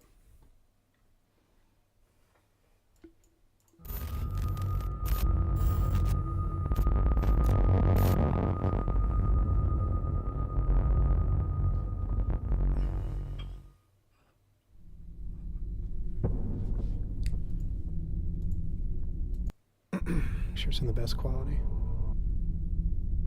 Okay, so this is a video taken by a family vacationing in Gettysburg, PA. Note, that is the Battle of Gettysburg from the Civil War. This video is from 2001. Pay attention to the tree line. Don't move in there. No, there's a motorcycle. See? I don't see nothing down there. Can't be the motorcycles, honey. Yep. There's another sparkle. You see what I'm What's saying? that? What is that? Tree. No. You moved it, right? Right there. See it? Uh-huh. Look. There's nobody there. Where? I can't see. Look. Isn't it those people? Can't be. There's nobody Not up down in the there. trees. There's nobody down there no more. See? So many yes. So that's our next discussion. I want to introduce. Have you ever heard of the stone tape theory? I haven't until today. Okay. I've never heard of this. Now I'm going to give you the broad definition of it. It's a speculative hypnosis or hypothesis. Hypothesis. Hypothesis is what I like to call it. Come on, man. That's what I've always called it. Hypothesis. Hypothesis. Hypothesis. A speculative hypothesis. Now I'm not going to unhear that or unsay that. You just changed I me got for you. the rest of my life. Proposed to explain alleged instances of ghosts and hauntings. It suggests that certain materials, particular stones and other minerals, have the ability to record past events, emotions, or traumatic experiences, which can be replayed under certain conditions as specific environmental stimuli or electromagnetic fields. Hypothesis. Yeah. Hypothesis. Yeah, you're going to be saying that forever now. According to this theory, these recordings are not conscious entities, but rather residual energy, as Spectral Paranormal pointed out. Energy imprints left behind by these intense emotional or traumatic events. You know, the Civil War would be a little bit. When conditions are right, such as during certain atmospheric conditions or periods of heightened electromagnetic activity, these imprints can be played back, leading to experiences that people interpreted as ghosts or hauntings. But the stone tape theory was popularized in the 1970s by British writer and paranormal researcher T.C. Lethbridge, although similar ideas have been proposed by others throughout history. And what do you think about that? I don't think it's impossible. I think it's possible. I'm just curious. The first thing that comes to mind is like, what is the specific conditions that are required for this recording? Maybe the exact environmental conditions as it was that day. Maybe in order to see this again. In order to it's like replay. An echo through time kind of theory, right? And I think that you could look. This goes into my theory about portals. Maybe what's going on here is viewing through a lens. Still going on? No, like through time. Like you're seeing like maybe there's a thinning of the veil there or something, right? And because of some particular conditions that I'm unaware of right now, but this said when the conditions are right, certain atmospheric conditions or periods, maybe there's a thinning of a veil there. Maybe it's because God decided, hey, you know what? Let me lift the veil here so people can see what happened here in the past. I don't know. What I'm saying is, what is the particular requirement for this to be recorded? But maybe it's a lens. Maybe it's looking through time. Like you're here and there's a portal that's just acting as a lens or something, right? in between you and the event, and you're seeing through that lens of what happened back then. Maybe that's it. I think there's intelligent and then there's residual. That's what I believe. Okay. So the difference being residual, residual is just Like something that happened and like an intense event that happened, maybe a murder that took place. Like if you said that the Amityville haunt, like the whole case of the Amityville is fake, but it'd be crazy to think that didn't leave an impact of the actual murders that took place there. That maybe if it wasn't haunted or if it was all made up, that now there might be something to that. Well, I was sharing with you before we went live today about my just another theory about the Amityville stuff, right? What if it wasn't just a deranged man who, I mean, when we talked about the Amityville stuff, we did discuss that he said a man in a dark man or dark hands gave him the gun. Yep. And, you know, I believe that it's demonic influence. He interacted with some demonic spirit and influenced him to commit the heinous murders of the rest of his family. What if there was a demonic spirit pulling strings at that, Amityville case the whole time? And when you're seeing, maybe you're seeing a residual something there. Maybe it's not truly just residual. Maybe a demonic spirit's pulling the strings to let you view that, to make you think something, because they're tricky, man. They're trying to trick you. They're trying to fool you. Maybe they're trying to give you a certain idea or an interpretation about what really happened there, for whatever agenda they have. Like, I'm not claiming to know that, but that's just a theory I have. That's possible. The same way that it could be just, what you're saying is just residual stuff. Well, that's just a theory I have. Well, we got some messages in the chat. Factfinder said, what is the medium where the recording is preserved on? So according to this stone tape theory, the recordings are like environmental recordings. It's not like a video. It's recorded on the rock, like minerals in the rocks or something.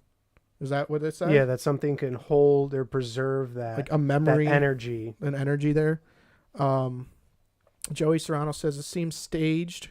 Would have been more believable if they picked up the camera and walked over to investigate. Well, I think they said it was a family on vacation, right? And they were looking and they thought, oh, it was headlights or something. Maybe they were like, if I was with my kids or something, maybe I wouldn't. Yeah, I wouldn't go over there. No. If I was on vacation with my kids recording, like, we saw some weird things over there. Pull out your camera, and then I capture it on camera, and I'm seeing it in real life. I'm not gonna be like, all right, let's go, Grayson. Let's head over there. No, that's not happening. Personally, I would probably hand the kids off to my fiance. Yeah. And then walk over there myself.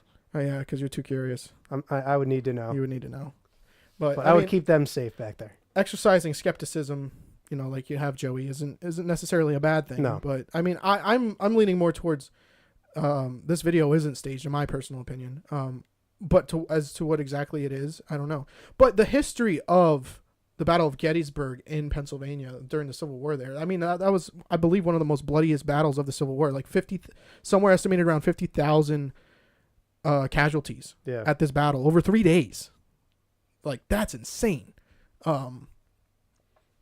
So maybe, do you think maybe there's something about like the tragedy of the events there, or the severity of the events, that could stone tape record this or something? And I'm not saying that like stone tape isn't a thing. Like, maybe it is, maybe it isn't. I don't know. But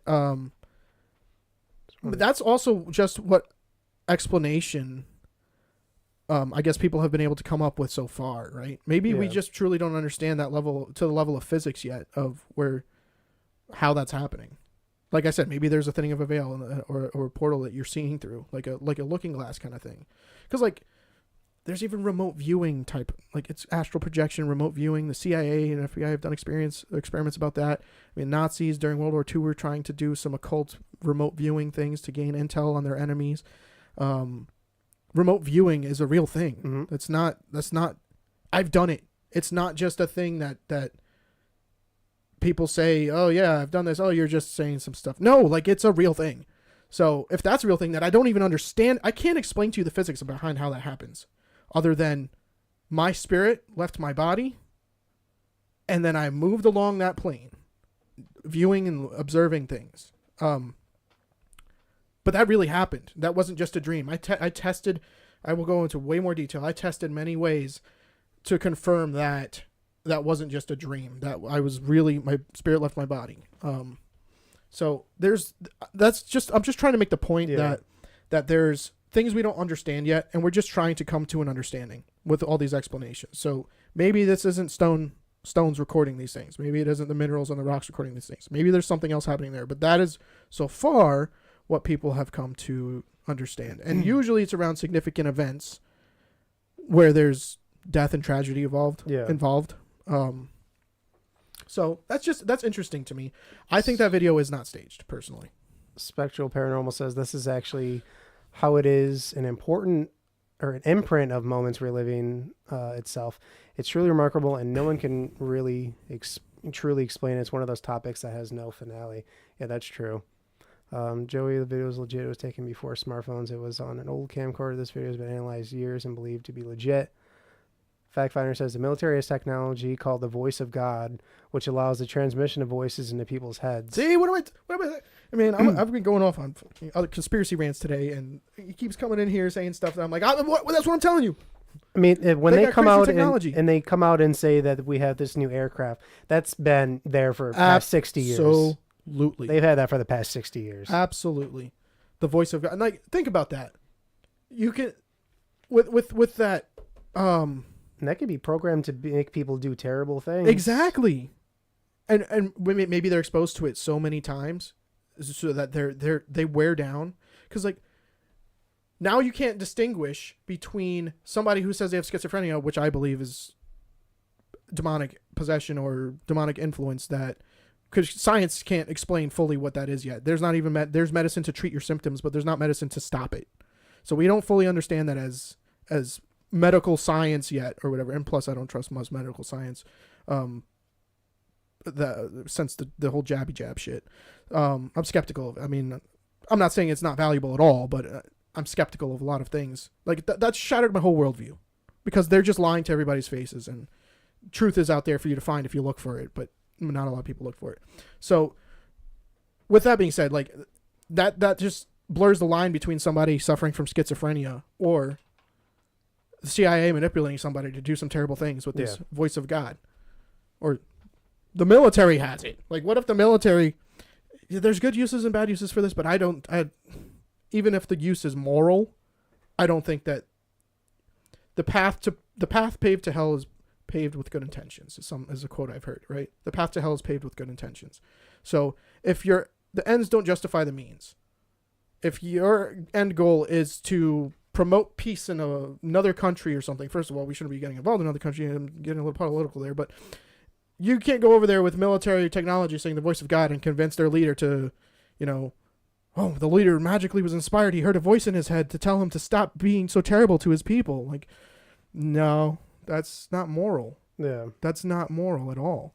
Like, I don't care if the means are good. The ends don't justify.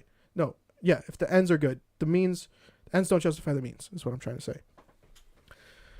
But yeah, I mean, we're happy that you guys contributed to, the conversation about this video. Like I said, I don't think it's a fake. Joey was a little skeptical about it. Spectral Paranormal has seen it, and I'm assuming he's seen other Spectral Paranormal. You've seen other types of these imprints reliving through time. But it's fascinating. It's absolutely fascinating. I wish we could have got more detail, because it looked like behind the tree lines there was multiple things moving around. Yeah. It's not like one entity. Multiple people moving back and forth like it was just happening right there. Yeah. But before we conclude today's show, join us as we explore 3 community Facebook submissions from our group that are guaranteed to give you goosebumps. So let me pull one of these up real quick.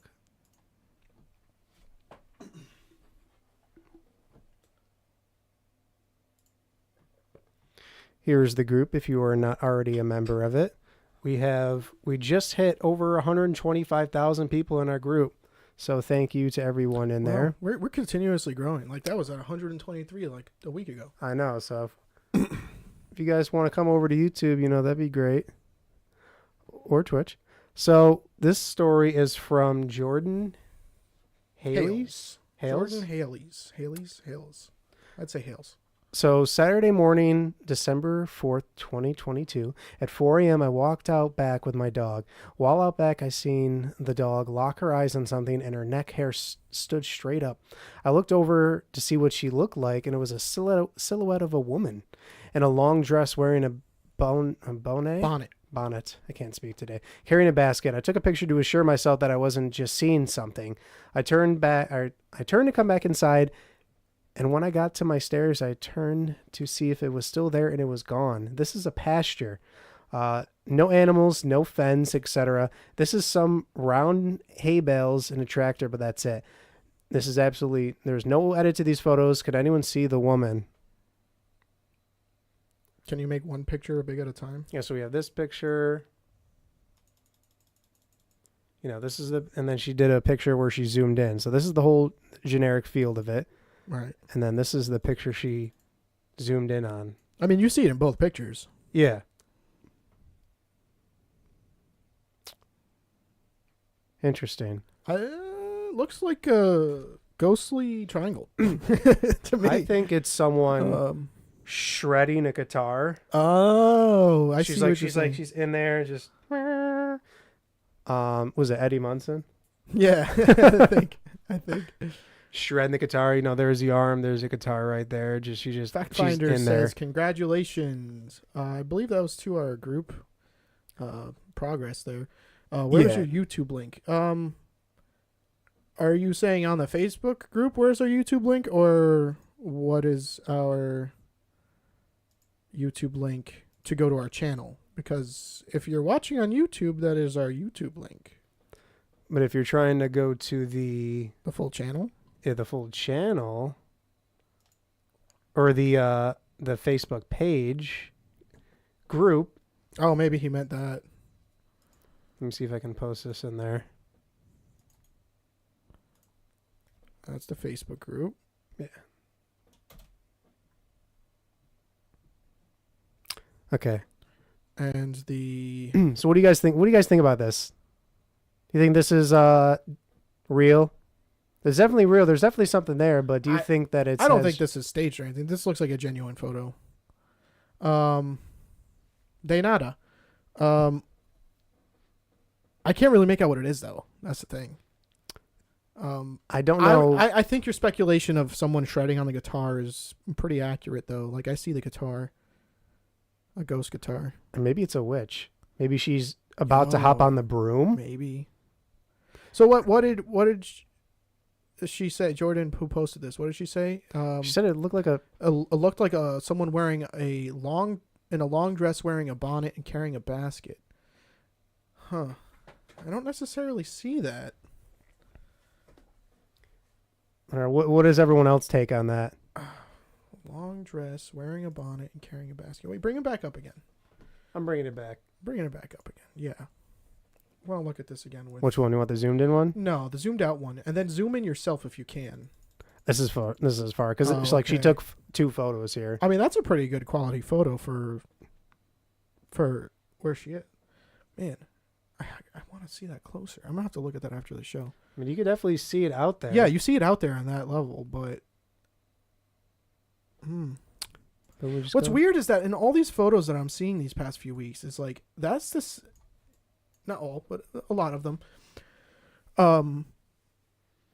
These ghostly apparitions they have the same like white, clear, ethereal translucence to them. Yeah. Like they like, I can see that there's a link between these pictures, right? And this one I think is the least likely to be faked, in my opinion, out of all the pictures we've shown today. Yeah. And I wasn't really skeptical of the first 2. You could rule out a bug or anything because it's so far out in the picture. Yeah. It has to have depth to it. And it's equally as like distorted, faded, or blurry from being zoomed in as the stuff around it. Yeah, so it's not just placed in there. Yeah. So I don't know. I think that's an entity of some sort. I think that's my verdict on it. That's an entity of some sort. Now, I did make a post, and we had 91 people comment on there. So I just asked for everyone's assistance. I think that's the most responses we've had on a post you made in there about to be featured on the show. Yeah. I think that's the most we've gotten in one. I think the last one was maybe 30 or 40. Yes, I mean, we had some... Oh, I got to view all comments. One sec. I want to go to the ones that, caught my eye. This one definitely caught my eye. Shadow figure posing with my niece, Christmas 2011. We click on here. It looks more distorted on here, but if you actually go to the actual post itself and watch on your phone, it looks like there's a hand like over the shoulder here. Yeah. And I'll tell you what, though, the darkness of that shadow figure does no justice to how dark they really appear. Yeah. Like that is not anywhere close. And that's dark. But if that isn't any sort of photography trickery, which this is back in 2011 too, so this might have actually been a physical photograph. Yeah. 2011. That's the year I graduated high school. How many smartphones did you have back then? Me? I say like my first smartphone. I think I just got a smartphone my senior year. I don't think I had cell phones for. I didn't get a cell phone until I was older, until I was a teenager, 15, I think. Yeah. And as usual, you're doing things you shouldn't be doing with your phones. But I got a smartphone when I was in senior year, I believe. Pretty sure I got the Droid, the first Droid. When you opened it up, it goes Droid. I remember that. My first smarter phone, my first touchscreen phone was the chocolate LG. Chocolate LG. It was like the one where you flip it up. It was like a rectangle, and then you would flip it up. It would have the numbers on there, but it had a little bit of touchscreen on there. Oh, I think my dad had that phone. And if you dropped a little molecule of water on it, it wouldn't work. The molecule of water. But yeah, I mean, they didn't have great cameras on them no back then. So that's why I think it was a 1 megapixel camera, and you were doing crazy stuff with that. Maybe a 2. We got to this one. I remember trying. I had what was it? The LG NV. It was one of the first phones that flipped open to a full keyboard, or slid open to a full keyboard, and it was a side. It's one way, it's regular, and you have it sideways and opens to a full keyboard. I remember that one. I used to take that with me on my trail adventures with my friends, and I would try to take videos of us doing cool stunts and stuff on bikes and dirt bikes and stuff like that, and quads, and I would record something, be like, "Oh, this is gonna look so awesome," and then I run it back, and I'm like, "It sounds like shit. It looks like shit." Well, it probably did look good back then. This. No, it didn't. No? It didn't. It was blurry as shit. I'm like, man, I need an actual camera for this. So it inspired us to take. I don't think it was knowingly, but one of my friends that was hanging out in the group took, I think, his sister's or his parents' actual camera to record. It was pretty funny. Oh, and we also made a video. In a YouTube video way back in the day when I was just a wee lad, 12 or 13, and I'm not going to tell the title, and it's going to be buried in history forever unless that friend in the video with me randomly watches a live stream and shares that with the audience, unfortunately, one day. Somehow this it is channel so takes bad. off, someone's going to find it. Someone's going to find it. It's so cringy. I was 12 maybe, and we were like, yeah, let's make a YouTube video. It's going to be great. It was not good at all. It was not good. And the cameraman was... Kenny, if you're out there, I forgive you, but you did a terrible job. You were shaky. You couldn't see what was going on. And you were just screaming the whole time. What's up, Kenny? All right. Why don't you discuss this photo right here? This appeared on my mom's dresser mirror about 2 months after we lost her. That fine dust coating is only half the mirror and wasn't there that morning. Whoa, what?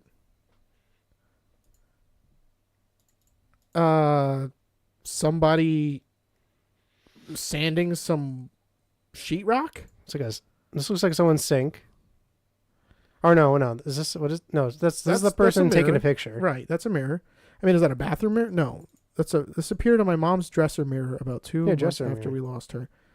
That fine dust coating is only on half the mirror and wasn't there that morning. I mean, I'm skeptical of this one because like I can rub my hand on my bathroom mirror and get out of the shower, and fog sticks to areas because of the oil coatings on from my fingers. It sticks This was to dust areas. though.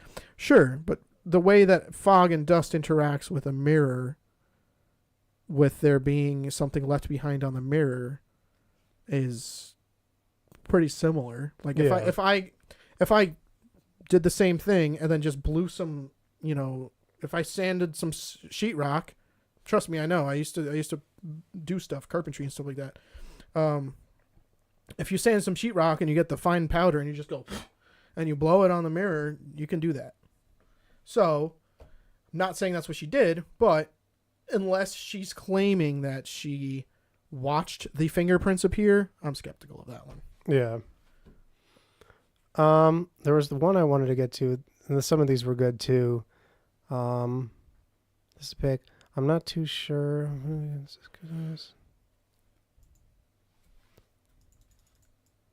That looks like something.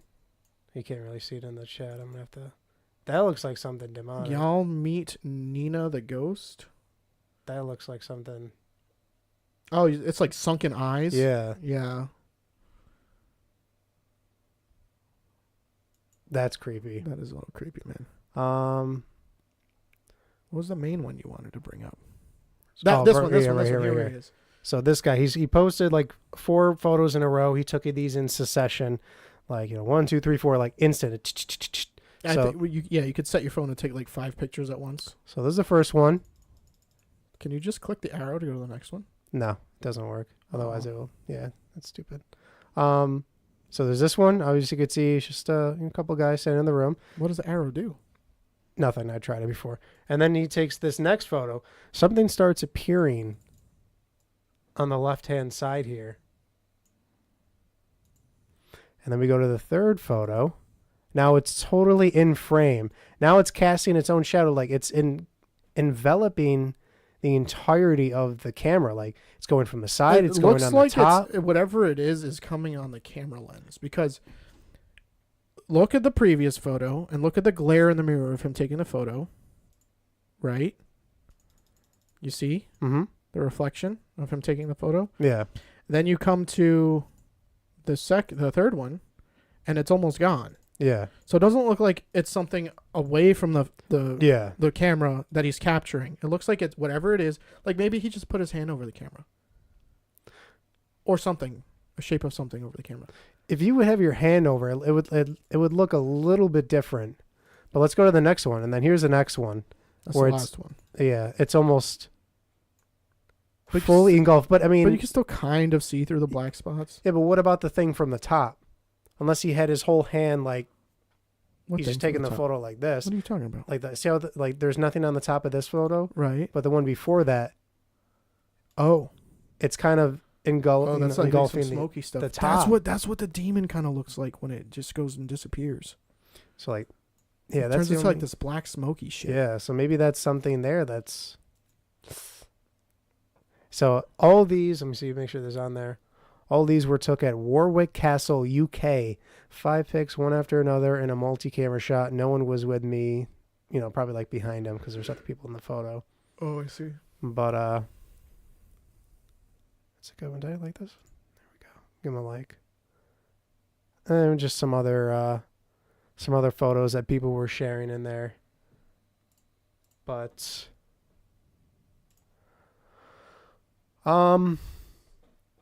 I mean, don't forget to join Paranormal Haunted Creepy Places and Ghost Stories Welcome Home, and share your story for next week's show. Don't miss out. Yeah, your story could be chosen. We choose 3 this week. We figured we'd look at the post and feature another person while we were looking for the main one we chose. Yeah. But that's not something that will happen regularly most of the time. We're going to still keep it to 3. We want this to be highly coveted so that it encourages people to share some really captivating stuff. Yeah. And preferably pictures and videos. But if you have a long story post or something, I am just as much engaged with those as the pictures and videos personally, because sometimes you can get some details in there that just a picture or video can't really. Yeah. So definitely keep sharing those stories, and you could be selected for next week's show. Thank you for tuning in to this week's episode. Your support fuels our curiosity, and we're grateful to have you